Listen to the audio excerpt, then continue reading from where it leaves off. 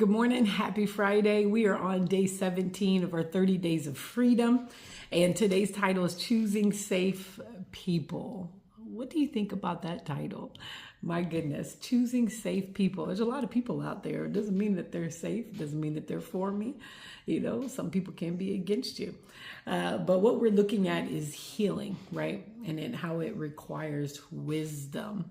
Not just honesty, but wisdom, okay? So let's go to Proverbs 15:22. It says, plans fail for lack of counsel, okay? But with many advisors, they succeed. So we're talking about choosing safe people, okay?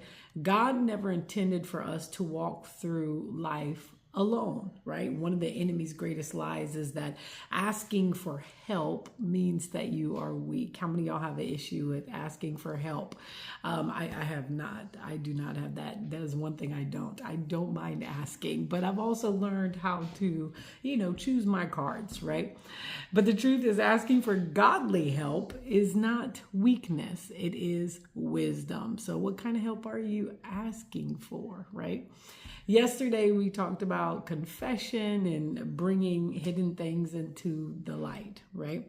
But today we need to add wisdom and we need to add honesty because not everyone is meant to carry your story. We're talking about choosing safe people. Even Jesus did not reveal everything to everyone, y'all. He loved the crowds, but he trusted only a few with his deepest moments. He had Peter, he had James, he had John.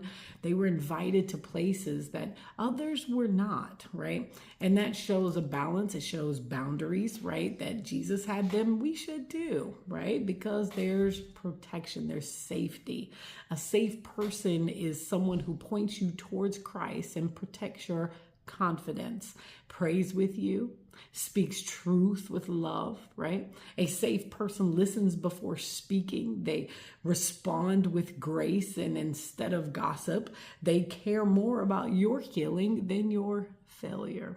How many of y'all have a safe person, or how many of y'all need a safe person? Sometimes God uses another believer to help us see what we cannot see on our own, right? That might be a pastor, a mentor, a counselor, accountability partner, right? A mature Christian friend who can help guide us towards freedom. But we have to be careful not to confuse popularity, okay, with wisdom. The loudest voice is not always the wisest voice for you. So today, let's pray for discernment and let's ask God, who is consistently pointing me towards